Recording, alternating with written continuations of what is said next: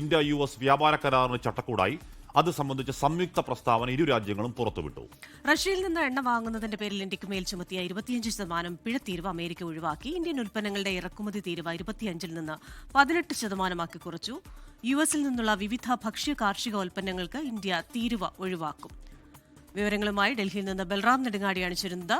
Balram, very good morning. ഇപ്പോൾ സാധാരണമായി ഒരു സംയുക്ത പ്രസ്താവനയിലൂടെയാണ് ഒരു വ്യാപാര കരാറിൽ ധാരണയായോ എന്ന് നമ്മൾ അറിയുന്നത്. പക്ഷേ അതിനു മുമ്പ് ഡൊണാൾഡ് ട്രംപിന്റെ ഒരു ട്രൂത്ത് സോഷ്യൽ പോസ്റ്റ്, പിന്നീട് പ്രധാനമന്ത്രിയുടെ എക്സ് പോസ്റ്റ്. അപ്പോൾ ആ ട്രൂത്ത് സോഷ്യൽ പോസ്റ്റിൽ പറഞ്ഞ കാര്യങ്ങൾ എത്രത്തോളം സത്യമാണെന്നാണ് നമുക്കിപ്പോൾ അറിയേണ്ടത്. ഒന്ന്, ഈ അഗ്രികൾച്ചറൽ പ്രോഡക്ട്സ്, കാർഷികോൽപ്പന്നങ്ങൾ ഒഴിവാക്കിയിട്ടുണ്ടോ?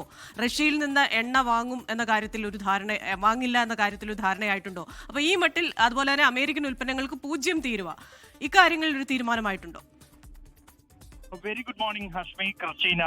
ഈ US പ്രസിഡന്റ് ഡൊണാൾഡ് ട്രംപിന്റെ പ്രസ്താവനയിൽ, അദ്ദേഹത്തിന്റെ സമൂഹ മാധ്യമ പോസ്റ്റിൽ പറഞ്ഞിരുന്ന കാര്യങ്ങൾ ഏതാണ്ട് ശരിവെക്കുന്നത് തന്നെയാണ് പുറത്തു വരുന്ന വിവരങ്ങൾ. അല്ലെങ്കിൽ ഇന്ത്യ US വ്യാപാര കരാറിന്റെ യഥാർത്ഥ കരാറിന് മുമ്പായി തീരുമാനമെത്തിയിരിക്കുന്ന ഈ ഇടക്കാല കരാർ സംബന്ധിച്ചുള്ള വ്യവസ്ഥകൾ ഇപ്പോൾ അത് സംബന്ധിച്ച് ഇരു രാജ്യങ്ങളുടെയും സംയുക്ത പ്രസ്താവന പുറത്തുവിട്ടിരിക്കുകയാണ്.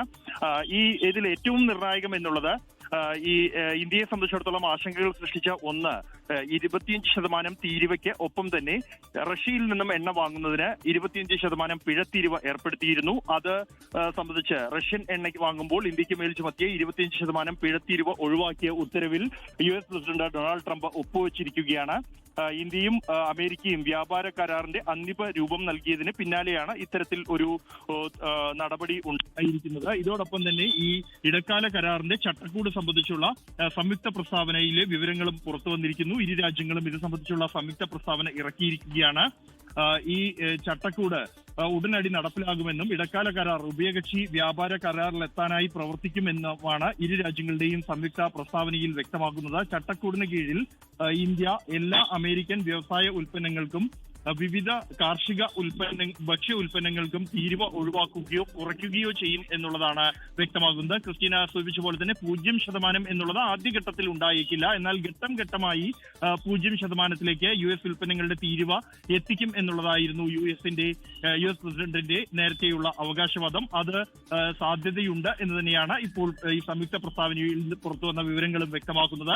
ഒപ്പം നട്ട്സ്, പഴങ്ങൾ, സോയാബീൻ, എണ്ണ, വൈൻ, മദ്യം എന്നീ അമേരിക്കൻ ഉൽപ്പന്നങ്ങളുടെ തീരുവ കുറയും എന്നുള്ളത് സംയുക്ത പ്രസ്താവനയിൽ നിന്നും വ്യക്തമാകുന്നുണ്ട്. തുണിത്തരങ്ങൾ, വസ്ത്രങ്ങൾ, തുകൽ, രാസവസ്തുക്കൾ, ചില യന്ത്രസാമഗ്രികൾ എന്നിങ്ങനെയുള്ള ഇന്ത്യൻ ഉൽപ്പന്നങ്ങൾക്ക് മേൽ 18% തീരുവ ബാധകമാകും. ഇന്ത്യൻ വിമാനഭാഗങ്ങൾക്ക് മേൽ ചുമത്തിയ തീരുവ US ഒഴിവാക്കുന്നുണ്ട്.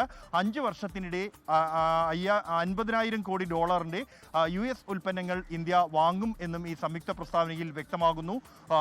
US-ന്റെ ഊർജ്ജ ഉൽപ്പന്നങ്ങൾ, വിമാനങ്ങൾ, വിലയേറിയ ലോഹങ്ങൾ, സാങ്കേതിക ഉൽപ്പന്നങ്ങൾ, ഉരുക്ക് വ്യവസായത്തിനുള്ള കോക്കിംഗ് കോൾ എന്നിവ ആയിരിക്കും ഈ അടുത്ത 5 വർഷത്തേക്ക് ഇന്ത്യ വാങ്ങുക. അതേസമയം ഇന്ത്യയുടെ പ്രസ്താവനയിൽ ഇതുമായി ബന്ധപ്പെട്ട് ഉഭയകക്ഷി വ്യാപാരത്തെ ബാധിക്കുന്ന താരിഫ് ഇതര തടസ്സങ്ങൾ ഇന്ത്യയും അമേരിക്കയും പരിഹരിക്കും എന്നാണ് പ്രസ്താവനയിൽ വ്യക്തമാക്കുന്നത്. US-ന്റെ ഭക്ഷ്യ കാർഷിക ഉൽപ്പന്നങ്ങളുടെ വ്യാപാരത്തിന് ദീർഘകാലമായി നിലനിൽക്കുന്ന താരിഫ് ഇതര തടസ്സങ്ങൾ പരിഹരിക്കും. താരിഫ് നിരക്കുകളിൽ മാറ്റമുണ്ടായാൽ പ്രതിബന്ധതകൾ പരിഹരിക്കും, അല്ലെങ്കിൽ അത് പരിഷ്കരിക്കും. അടുത്ത ഘട്ടത്തിൽ അത് ചർച്ച ചെയ്ത് പരിഷ്കരിക്കും എന്നും ഇന്ത്യയുടെ സംയുക്ത പ്രസ്താവനയിൽ പറയുന്നുണ്ട്. ഇന്ത്യൻ ഉൽപ്പന്നങ്ങളുടെ താരിഫ് കുറയ്ക്കുന്നത് പരിഗണിക്കാം എന്ന് US അറിയിച്ചതായും ഇന്ത്യയുടെ സംയുക്ത പ്രസ്താവനയിൽ വ്യക്തമാകുന്നുണ്ട്.